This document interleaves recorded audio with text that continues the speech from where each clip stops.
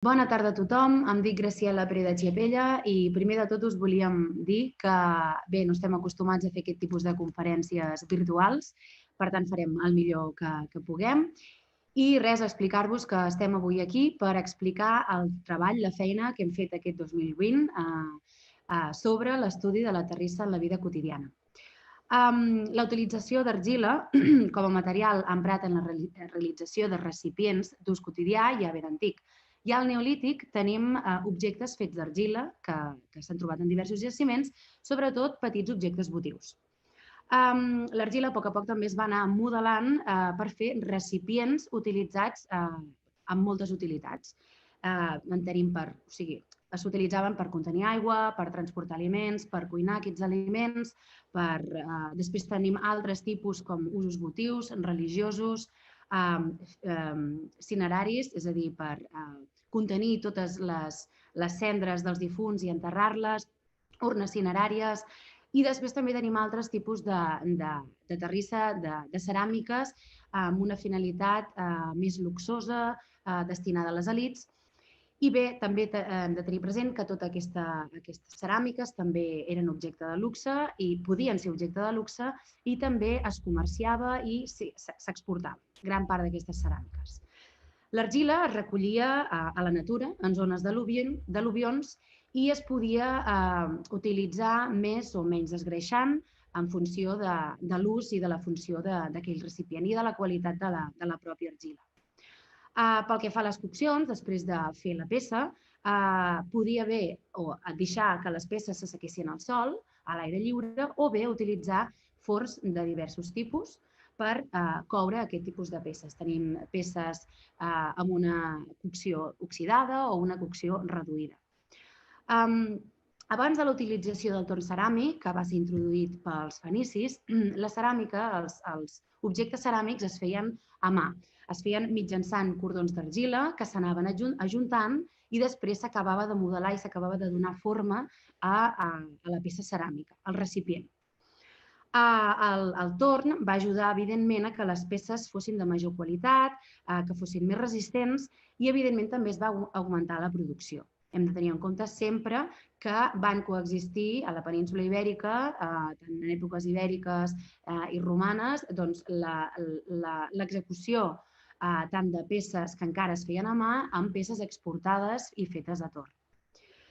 Bé, tot i així, la ceràmica que ens ocupa, el nostre tema d'estudi, no és aquest, sinó que és ceràmica molt més moderna, del segle XIX i segle XX.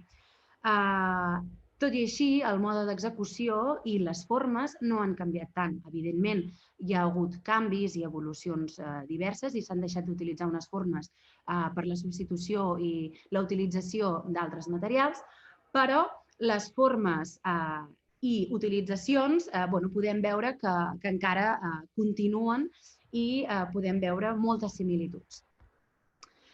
I bé, això és tot. Soc el Salvador Palomar, un dels membres fundadors de Carrutxa, i tot i que Carrutxa es coneix bàsicament com una entitat que s'ha dedicat al que en podríem anomenar el patrimoni immaterial, per tant, la festa, el folklore oral i també la memòria històrica, el que és cert és que vam començar ja des d'un primer moment també interessant-nos per la cultura material. A la primera meitat de la dècada de 1980, moment en què es crea l'associació, Carrutxa va dedicar una part important del seu treball a la recerca de col·lecció de peces, a la recerca i a la col·lecció de peces de terrissa popular que havien estat emprades habitualment a Reus, al Baix Camp o al Priorat, que són l'àrea geogràfica o que és l'àrea geogràfica on treballem més. L'entitat, com us he dit, havia nascut bàsicament com un equip, com un col·lectiu dedicat a la recerca, amb una forta presència de l'interès per les festes populars, però l'any 1983 organitzava una exposició, la terrissa a la vida quotidiana, que assenyalava efectivament una entrada en l'àmbit de la cultura material. Aquell era un moment especialment interessant, ja que hi havia diversos obradors sobretot a les Terres de l'Ebre, que és d'on procedia bona part de la terrissa que es feia servir aquí al nostre entorn geogràfic, que o bé estaven al límit, és a dir, estaven a punt de plegar els seus artesans, o bé estaven canviant també la producció motivada per la mateixa evolució de la societat. Però en aquell moment van poder estudiar i descobrir d'alguna manera les formes, els usos i les denominacions de moltes peces. Us comentava que el 1983 vam organitzar l'exposició La terrissa a la vida quotidiana, que intentava mostrar la ceràmica en ús a les comarques, a Reus i al seu entorn geogràfic, i això ens va portar a apropar-nos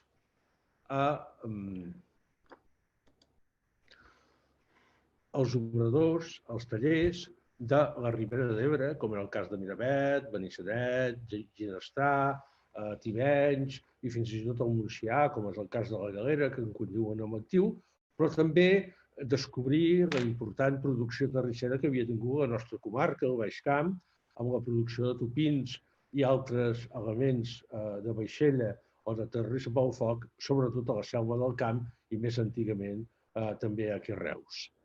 Sense oblidar que ens arribaven peces d'altres indrets. La més característica, els càntirs negres que es feien, que s'han fet sempre a Verdú, que han estat una peça d'ús comú a les nostres comarques. Tal com us comentava la Graciela abans, els processos d'elaboració de terrissa, tot i que han canviat, evidentment, han canviat amb el temps i han canviat els mitjans, han canviat els tipus de forn, han canviat, evidentment, la forma de moure els torns, bàsicament segueixen esquemes ancestrals. I aquesta recerca ens va portar a endinsar-nos una mica dins d'aquest món, a conèixer d'on se recollien les terres, ja fossin terres més d'al·luvió, terres més aptes per fabricar estris que continguessin líquids, per fabricar cantes, com és el cas dels centres propers a l'Ebre, o més refractàries, apropar-nos també a la preparació artesana d'aquesta argila, d'aquesta terra, que després intentàvem explicar en activitats culturals, en petites exposicions que anàvem fent, perquè d'alguna manera mostrar l'origen, però també la tècnica en què s'havien elaborat aquestes peces. Va ser una experiència realment interessant, coordinada en aquell moment per dues persones, l'Assumpció Reues i jo mateix, a la que s'hi van anar afegint altres membres de l'entitat, com el Peter Rius o com la Montsant Fons, que durant anys hem continuat treballant fins a arribar al present, en què, com heu pogut escoltar, la Graciela ha estat una de les últimes incorporacions a l'equip. I tot i que Carrutxa, com a entitat, us comentava abans, s'havia especialitzat o s'ha especialitzat molt en patrimoni immaterial, doncs enguany hem volgut recuperar, enguany que l'entitat fa 40 anys, hem volgut recuperar aquesta dimensió més de cultura material i, d'alguna manera, treballar sobre una col·lecció de peces que havia quedat, diguéssim, recollida i a la qual li volem donar una sortida més patrimonial. Després d'aquest treball, d'aquesta primera exposició que va ser itinerant, en certa forma, la vam mostrar en diversos indrets, doncs vam fer altres muntatges.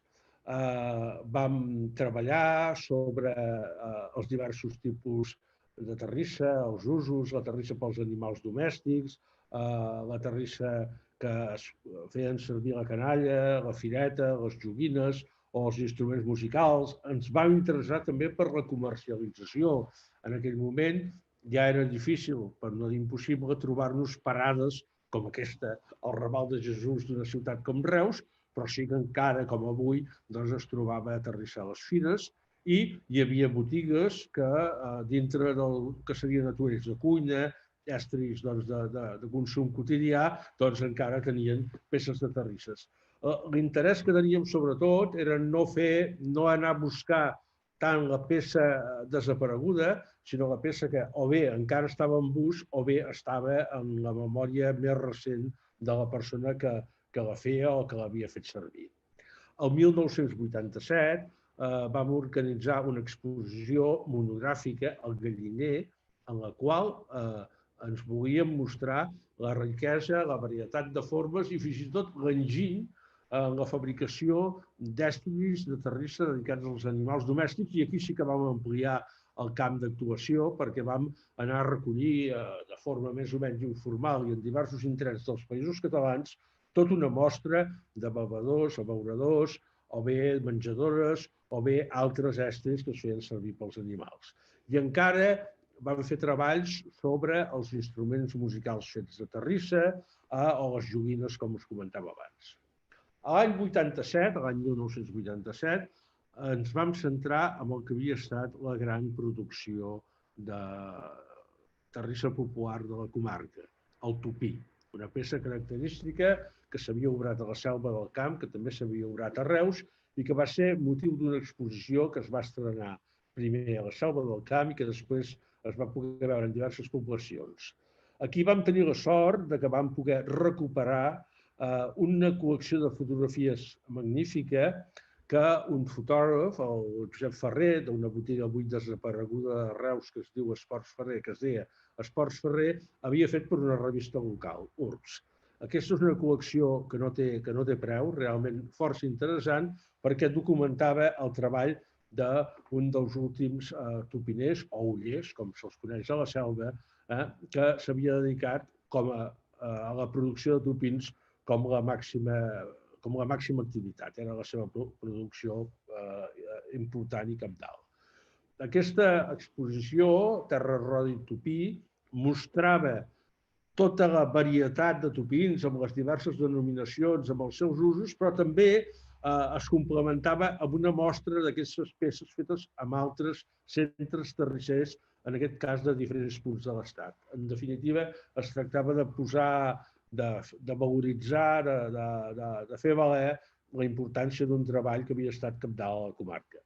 I encara ens vam interessar per una fàbrica que havia fet peces artesanalment, però que ja s'havia dedicat a la ceràmica industrial, una fàbrica que encara existeix, tot i que ara no funciona, que era la fàbrica de ceràmica industrial de l'Hipòlit Montseny. Una producció més evolucionada, amb un tipus de forn més modern, però que fabricava peces dedicades a l'arquitectura que havien estat enormement cabdals en determinades etapes de la història de la ciutat. Reus és una ciutat que compta amb un bagatge modernista important, amb cases que contenen molts elements de ceràmica vidriada, des de les teules fins als elements decoratius de la façana i altres elements, i per tant aquesta era una producció que no volíem deixar de conèixer. Tot plegat, això ens va portar a recollir una quantitat de peces important, i les peces al voltant de més d'un centenar, entre 100 i 150, que feien referència més al nostre entorn geogràfic, van quedar dipositades al Museu de Reus. Pensàvem que com a entitat no teníem capacitat per mantenir col·leccions materials i per tant que el museu era el lloc on havien d'estar, i el que en aquell moment era un dipòsit, aquest any 2000, vam pensar que calia convertir-ho ja en una donació definitiva, però a més fer-ho treballant i estudiant aquestes peces. I aquí és una mica el que hem començat a fer enguany. Li deixo la paraula a la Graciela, que us anirà comentant alguna cosa més sobre aquestes peces.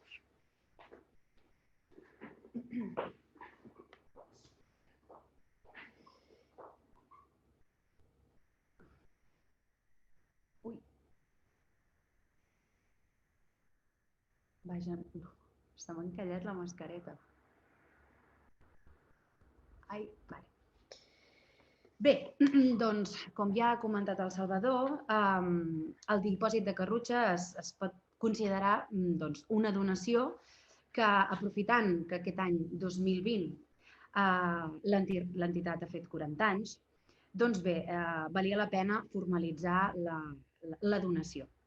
Bé, la tasca també ha estat feta gràcies a l'Institut Municipal Reus Cultura, I bé, bàsicament hem procedit a revisar tota aquesta col·lecció per tal de millorar la documentació de les peces i també complementar-la amb possibles noves peces que hem anat adquirint.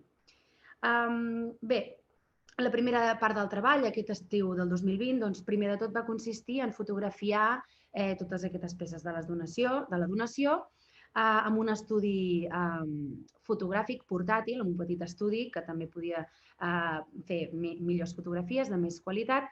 I bé, les peces estaven bàsicament emmagatzemades al Museu de la plaça Llibertat de Reus.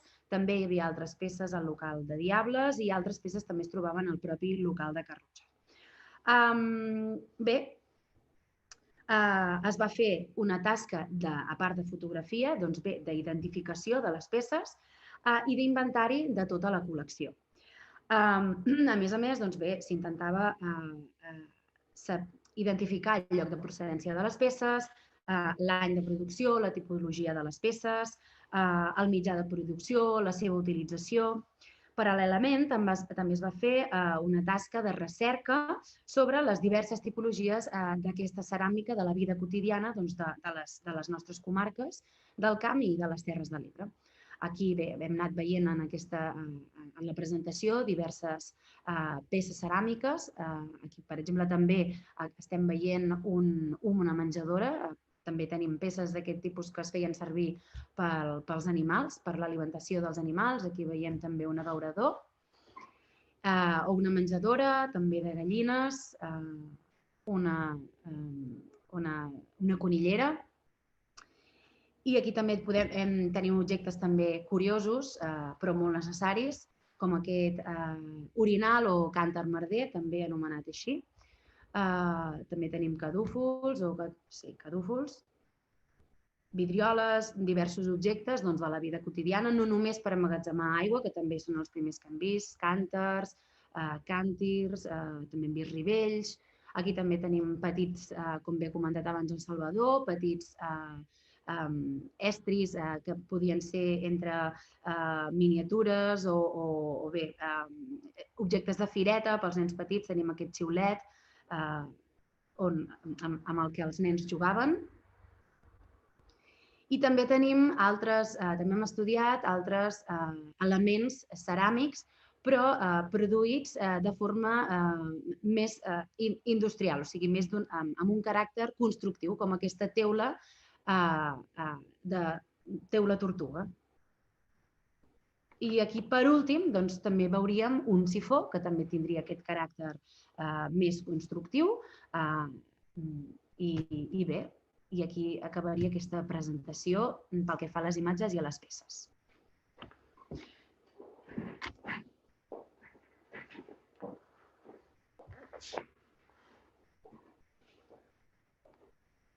Ara agafo el relleu un altre cop. Aquí, distància i canvi de mascareta. A veure, treure'ns la mascareta per poder adreçar-me a vosaltres. Us comentava que el tupí era la producció més representativa. Evidentment, el tupí és una peça que va desaparèixer completament perquè va perdre la seva funció. El tupí és un èster de cuina per cuinar aliments que agafa l'escalfor, que agafa la calor per la panxa, pel costat. Evidentment, no es pot posar damunt del foc, sinó que s'havia de posar al costat del foc a terra. Per tant, amb el pas del foc a terra cap a una cuina econòmica, doncs, realment va perdre la seva utilitat. I això va provocar la desaparició de la peça. Aquesta és una imatge de la segona meitat del segle XX, de Reus. És un detall d'aquella sèrie que havíem abans, en què es veu una parada de terrissa, on hi ha una bona part de terrissa de foc. Observeu que mentre que les olles, que adoptaven la forma més coneguda, procedents de Breda o procedents de la selva, perquè després de la Guerra Civil diversos terrissers de Breda van ser exilats de la seva població i van acabar treballant a la selva del Camp, doncs, a part de les olles, encara podem observar algun tupí, però molt pocs, perquè realment era una peça que cada vegada es feia servir menys, però es feia servir, perquè ens vam trobar que a les acaballes ja del segle XX, al mercat de Reus, es continuaven venent tupins i hi havia una certa demanda, però desaparegut aquest tupí, el tupí de la Selva, tenien que venir d'altres llocs. I en aquest cas, doncs, i ho hem posat a tall d'exemple, us posem aquest exemple d'un putxero, d'un tupí que venia d'una població que es diu Consuegra, a Toledo. Per tant, ens va interessar veure com la necessitat també explicava que unes peces substituïssin a les altres, i això és el que ens ha portat a plantejar-nos una mica ara el que volem fer aquest any proper 2021. Aquest any 2021 el que volem és, d'alguna manera, endinsar-nos en saber què ha quedat de tot això. És evident que moltes peces utilitàries a les quals hem fet referència en aquesta presentació han perdut el seu ús o han desaparegut. Ens trobem que moltes d'aquestes peces es conserven a cavall entre la decoració, pel seu valor estètic, és a dir, les seves formes són agradables, tenen un encant estètic i a vegades això es veu reforçat per un valor sentimental, per un record del passat, per una certa vinculació al que són trajectòries familiars molt més vinculades a la terra. Però també és cert que hi ha una ceràmica o una terrissa utilitària contemporània que és vigent. Per exemple, en l'àmbit de l'alimentació, amb la fabricació d'estris per la cuina i també de forma més o menys puntual per altres àmbits. I és aquí on ens hem proposat una mica treballar. Treballar, per una banda, amb seguir documentant i seguir coneixent aquesta producció que va ser present o que és present d'alguna forma a les nostres cases, però també a partir d'entrevistes en profunditat amb artesans presents, artesans actuals, tant els que treballen o que continuen una mica les formes més tradicionals com aquells que opten per formes més innovadores però sempre utilitàries, doncs intentar fer una fotografia, un dibuix, una visió del que és l'ús de la terrissa a la vida quotidiana del segle XXI a les nostres comarques, bàsicament a l'entorn de Reus, el Baix Camp i el Priorat. I aquest és un projecte que, en el marc dels treballs que fem com a antena de l'Observatori del Patrimoni Etnològic i Immaterial vinculat al Departament de Cultura de la Generalitat de Catalunya, volem desenvolupar durant l'any 2021. Bé, això és el que us volíem explicar. Un treball que s'ha fet no en les millors condicions, perquè evidentment enguany no ha estat un any en què hagi estat fàcil fer treball de camp, ni entrar dins de les cases a documentar o a fer fotografies de les peces de terrissa que encara s'hi poden trobar, ni tampoc per fer entrevistes tant a gent gran com gent no tan gran sobre els usos de la ceràmica, però de totes maneres l'hem començat, hem fet treball sobretot, com us explicava la Graciela, de laboratori, però que senta les bases perquè puguem donar-li continuïtat l'any que ve. I formalment, aquest desembre, hem passat a donar ja al museu tota una col·lecció, tota aquesta col·lecció de peces de les quals n'heu vist algunes imatges, que d'alguna manera hem valorat que era necessari fer-ho, perquè a més és complementària del fons que ja té el museu. El museu recull des de la ceràmica que es produeix en època modernes, no només la ceràmica de reflex metàl·lic que va donar fama a la ciutat, a la vila, sinó també a la ceràmica, diguéssim, d'ús quotidià que es feia en aquell moment, la ceràmica que encara es feia servir al segle XX i a finals del segle XX una mica aquesta col·lecció pensem que acaba de complementar el que ja el doctor Salvador Vila-seca Anguera havia recollit en el moment de la creació del museu. Per tant, pensem que ha estat una fita que encaixa amb aquesta voluntat, una banda, de recordar el que ha estat el nostre treball durant 40 anys, però també de continuar treballant de cara al futur. Moltes gràcies.